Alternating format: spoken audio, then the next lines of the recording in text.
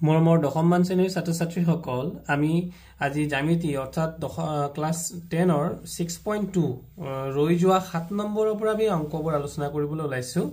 আৰু তোমালোকে মোৰ চেনেলটো যদি নতুনকৈ আহিছে তেতিয়া হলে চেনেলটো সাবস্ক্ৰাইব কৰি দিবা আৰু ভিডিওটো ভাল লাগিলে লাইক কৰি দিবা আৰু কমেন্ট কৰি পেলাই বিভিন্ন ধৰণৰ মোৰ লগত মত আদান প্ৰদান কৰিবা বুলি আশা কৰিছো আৰু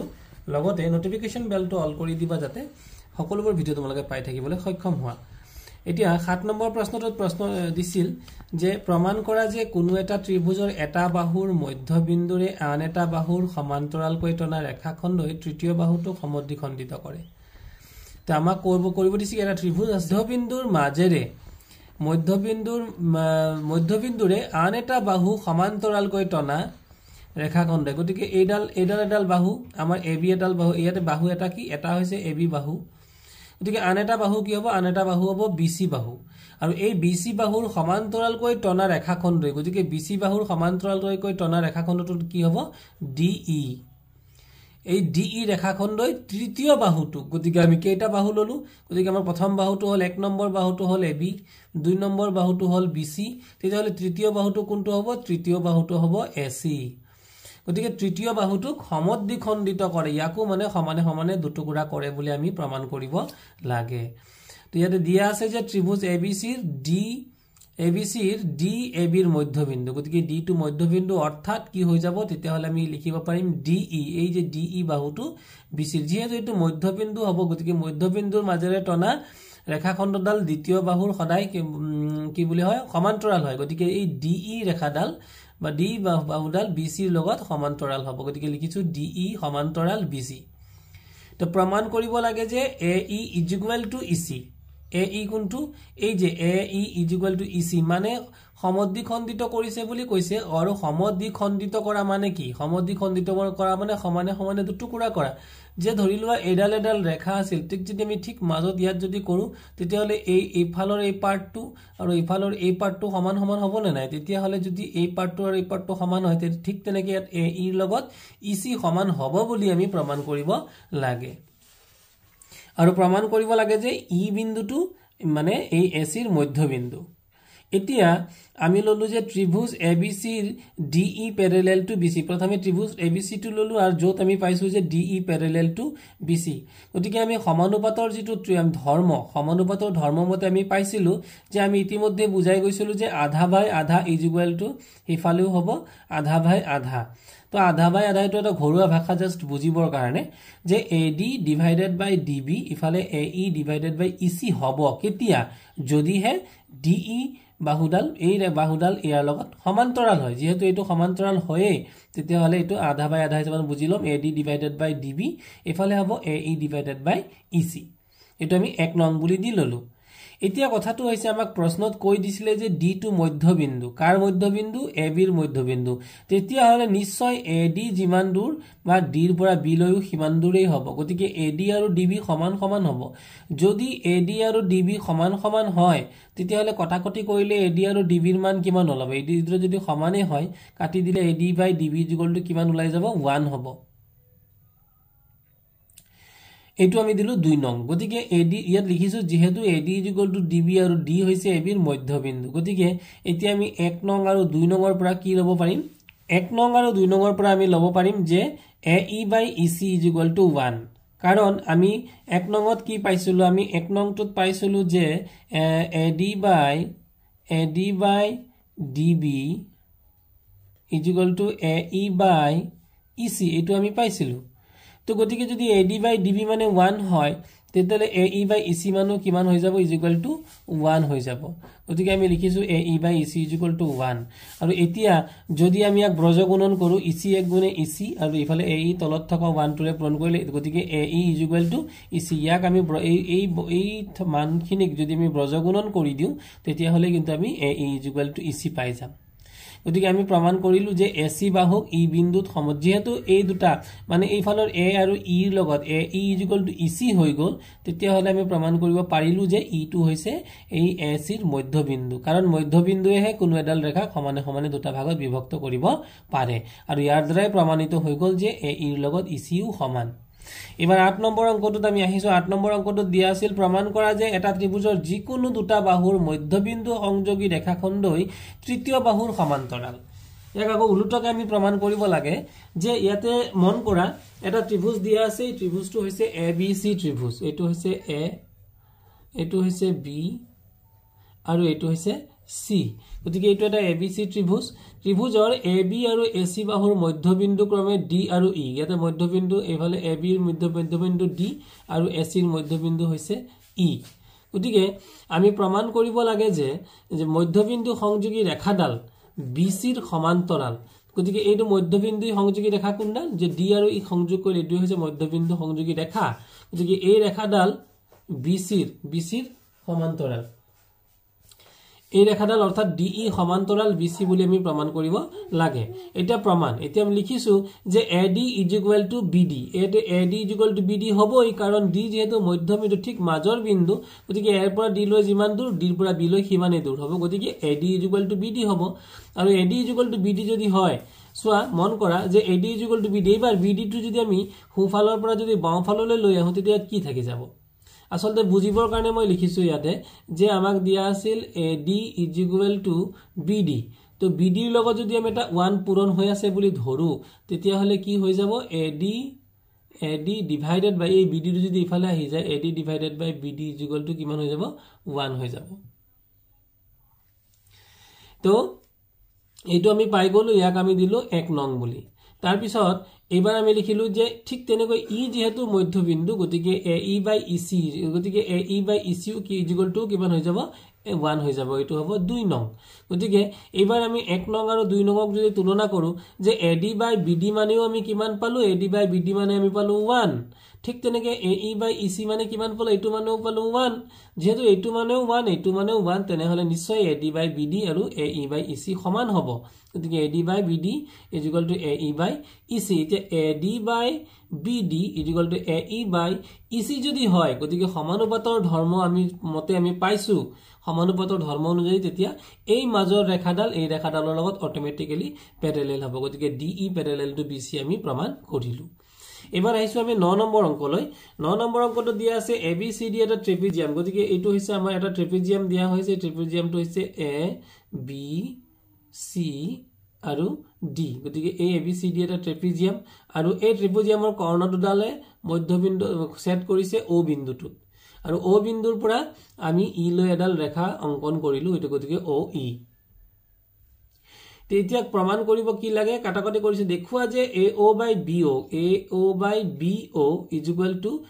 প্ৰমাণ কৰিব দিছে CO বাই DO আমি ইয়াক প্ৰমাণ কৰিব লাগে তো দিয়া আছে ABCD ট্ৰেপিজিয়ামৰ AB প্যাৰালেল টু DC গতিকে এই যে AB বাহুটো ইফালৰ AB বাহুটো আমাৰ প্যাৰালেল কাৰ লগত DC ৰ লগত আমাৰ D আৰু C ৰ লগত প্যাৰালেল বুলি কৈছে গতিকে সমান্তৰাল বুলি কৈছে আৰু AC আৰু BD কৰ্ণ দুটাই গতিকে AC এটা কৰ্ণ আৰু এফালে BD এটা কৰ্ণ দুটাই O বিন্দুত পৰস্পৰ কাটিছে কোত কাটিছে এই যে O বিন্দুটো আছে O বিন্দুত পৰস্পৰ কাটিছে প্ৰমাণ কৰিব লাগে যে AO by BO CO by DO তো অঙ্কন প্ৰণালীত আমি কি কৰিছো এই ওৰ পৰা ই লৈ এটা ৰেখা আমি ইয়াতে আগবঢ়াই আঁকি লৈছো গতিকে এই ৰেখাডাল এই OE ৰেখাডাল বা EO ৰেখাডাল কাৰ লগত সমান্তৰাল হ'ব এই DC ৰ লগত আৰু এই AB ৰ লগত সমান্তৰাল হ'ব গতিকে আমি লিখিলো EO parallel to DC parallel to AB অঙ্কন কৰা হ'ল এটা প্ৰমাণ তো প্ৰমাণ কৰিবলৈ গলে আমি প্ৰথমতে লম DAC ত্ৰিভুজটো গতিকে এটা DAC ত্ৰিভুজ কোনটো মন কৰা D A আৰু C এই ত্ৰিভুজটো ওপৰৰ ফালৰ ত্ৰিভুজটো এই ত্ৰিভুজটো যদি লওঁ তেতিয়া হলে DAC ৰ কি হ'ব EO প্যাৰালেল টু DC ইয়াত কোৱা হৈছে যে এই ৰেখাডালৰ লগত এইটো প্যাৰালেল বুলি আমি গমে পাই আছো যে ইয়াৰ লগত যদি আমি জানো যে কোনো ত্ৰিভুজৰ যদি মধ্যবিন্দু সংযোগী ৰেখাডাল তাৰ কি বুলি কয় তৃতীয় বাহুৰ লগত সমান্তৰাল হয় গতিকে ইয়াত সমান্তৰাল বুলি দিয়াই আছে আৰু সমানুপাতৰ ধৰ্ম আমি যেটা প্ৰয়োগ কৰিব পাৰিম গতিকে সমানুপাতৰ ধৰ্মমতে কি হ'ব তেতিয়া হলে সমানুপাতৰ ধৰ্মমতে হ'ব যে AO বাই OC হৈ যাব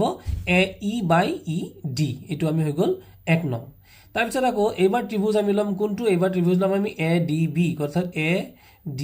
আৰু B মানে তলৰ এই ফালৰ প্ৰথমতে আমি ললো এই ওপৰৰ এই ত্ৰিভুজডাল ওপৰৰ বাওঁফালৰ ত্ৰিভুজ দুটা ত্ৰিভুজ মিলাই পেলাই ললো এইবাৰ আমি লম এই তলৰ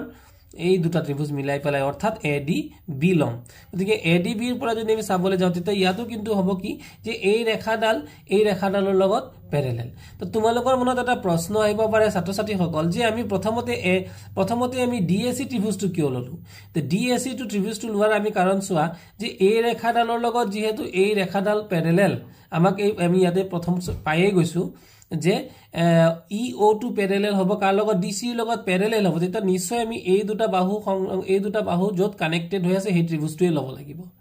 এবাৰ তোমালোকে মন কৰা তাৰ পিছত আকৌ যদি কম্পেয়াৰ কৰো EO2 কাৰ লগত প্যাৰেলাল AB ৰ লগত গতিকে এই EO2 প্যাৰেলাল যে AB ৰ লগত গতিকে এইফালে কোনো ধৰণৰ আমি ৰেখা অংকন কৰা নাই আমি ৰেখা অংকন কৰিছো এইফালে গতিকে এই ৰেখাডাল যদি ল'বলৈ যাতে ত্ৰিভুজটো কি হ'ব ত্ৰিভুজটো হ'ব DAB গতিকে বা ADB গতিকে ADB ত্ৰিভুজ ললো আৰু ইয়াৰ কি হৈছে EO প্যাৰেলাল টু AB বা AB প্যাৰেলাল টু EO যদি এটো হয় তেতিয়া হলে সমানুপাতৰ ধৰ্ম আমি প্ৰয়োগ কৰি দিও সমানুপাতৰ ধৰ্ম মতে কি হ'ব যে DE divided by AE equal to ইফালে কি হ'ব DO ডিভাইডেড বাই OB যদি আমি D ৰ পৰা আৰম্ভ কৰিছো তাহলে কি লিখিছো DE ডিভাইডেড বাই EA বা AE আৰু আকৌ D ৰ পৰা আৰম্ভ কৰিলে DO ডিভাইডেড বাই OB বা BO হৈ গল এতিয়া সোৱা আমি ইয়াত কি কৰিলো উল্টা কৰি দিলো যেনেকৈ 1/2 আমি 2/1 বুলি লিখিব পাৰো এবাৰ DE বাই AE আছিল উল্টা কৰি দিলো AE বাই ED লিখিলো আৰু ইয়াত DO বাই OB আছিল ইয়াক আমি উল্টা কৰিবলৈ লিখি দিলো OB বাই DO এ আমি লিখি দিলো তাৰ পিছত এতিয়া কি হৈ যাব এবাৰ আমি লিখিম যে 1 নং আৰু 2 নংক তুলনা কৰি গতিকে 1 নং আৰু 2 নং এটো হৈছে 1 নং আৰু এটো হৈছে 2 নং গতিকে এই দুটাক যদি আমি তুলনা কৰো তেতিয়া হলে আমি নিশ্চয় এই মানটো পাম তোমালোকে মন কৰা যে ইয়াতে দুটা পাৰ্ট সমান হৈ আছে যে ইফালৰ AE বাই ED এই পাৰ্টটোৰ লগত ইফালৰ AE বাই ED এই পাৰ্টটো সমান হৈ গল গতিকে যেহেতু এই দুটা সমান তেনেহলে নিশ্চয় এইটোৰ লগত ইয়াৰে বাওঁফালটোৰ লগত ইয়াৰে সোঁফালটো সমান হ'ব গতিকে বাওঁফালটো কি আছিল AO বাই OC আৰু সোঁফালটো কি আছিল সোঁফালটো আছিল OB বাই OD বা DO একেই কথা গতিকে আমি ইয়াত BO বাই DO বুলি লিখি লৈছো আৰু এতিয়া যদি ইয়াক আমি ইয়াতে কাখতে মই লিখি দিছো ক্ৰস মাল্টিপ্লিকেশন যদি কৰো বা ব্ৰজগণন যদি কৰো বা ব্ৰজগণন নকৰিলে যেহেতু ইয়াত BO টো ওপৰত আছে ওপৰত থকা মানে পূৰণ হৈ থকা বুজায় কি কলো ওপৰত থকা মানে পূৰণ হৈ থকা বুজায় গতিকে যেতিয়া তললৈ আহি যাব ই হৰণ হৈ যাব গতিকে AO ৰ তলত আহি গল BO এবাৰ OC টো তলত আছিল মানে হৰণ হৈ আছিল যেতিয়া সমান চিনৰ হিফালে গুছি যাব ওপৰলৈ গুছি যাব অৰ্থাৎ ই পূৰণ বুজাব গতিকে AO by BO equal to হৈ যাব CO বাই DO ইয়াত ব্ৰজগণন কৰি পেলাই আমি এটো পাই গলো আৰু এটোই আমাক প্ৰমাণ কৰিবলৈ দিছিলে এটো হৈছে আমাৰ 9 নম্বৰ কোৱেশ্চনটো এবাৰ 10 নম্বৰ অংকটো দিছিলে যে ABCD চতুৰ্ভুজৰ কৰ্ণ দুডালে পৰস্পৰে O বিন্দুত এনেদৰে সেট কৰিছে যাতে AO by BO equal to CO by DO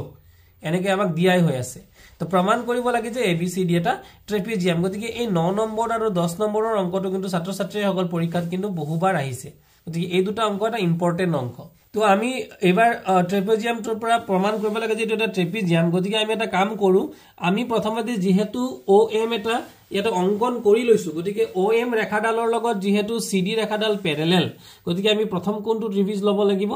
বা ইফালে দুটা ত্ৰিভুজ লৈছো গতিকে ইয়াৰ লগত OM ৰ লগত AB ও হৈছে প্যাৰেলাল আমি প্ৰথমে লিখিছো সোৱা OM প্যাৰেলাল টু AB যেহেতু এই OM ৰেখাডাল আৰু AB ৰেখাডাল আমি ধৰিছো তেতিয়ালে আমি ত্ৰিভুজ কোনটো ধৰিব লাগিব ADB বা ABD ধৰিব লাগিব এটা আমি ললো তাৰ পৰা আমি এটা সমানুপাতৰ ধৰ্ম তোমালোকে পাইছা আধা বাই আধা ইকুয়াল টু আধা বাই আধা বা আধা বাই গোটা ইকুয়াল টু আধা বাই গোটা মই ঘৰুৱা ভাষাত বুজিবৰ কাৰণে হে কৈছো এতিয়া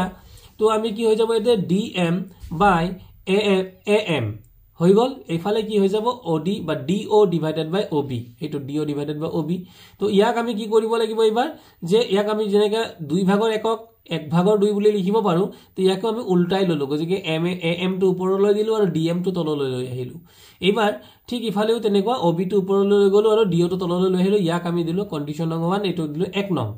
এবাৰ দিয়া আছে এটো কিন্তু আমাৰ প্ৰশ্নতে দিয়া আছে যে AO by BO equal to CO by DO এটো আমাক প্ৰশ্নটো দিয়া হৈ আছে তো ইয়াৰ পৰা আমি ইয়াকো যদি উলটাই পেলে বা কিবা বুদ্ধি কৰি লিখো কি বুদ্ধি কৰিম যে ইয়া ক্ৰস মাল্টিপ্লিকেশন এটা কৰি লব পাৰো মানে ইয়াত যেহেতু CO টো কোত আছে মন কৰা CO টো আছে হুফালে ওপৰত যদি বাওঁফালে লৈ আহো তেতিয়া আহি যাব তলত এবাৰ BO টো কোত আছিল বাওঁফালে তলত যদি হিফালে লৈ যাও হুফালে ওপৰত হৈ যাব সেইটোৱে ব্ৰজগুণনৰ নিয়ম গতিকে এই মতে এইটো হৈ গল 2 নং এবাৰ যদি আমি 1 নং আৰু 2 নং তুলনা কৰো তে দেখা পাম ইয়াতে কি হৈছে ইয়াত হয়তো OD বাই OB ইয়াতে হৈ আছে কি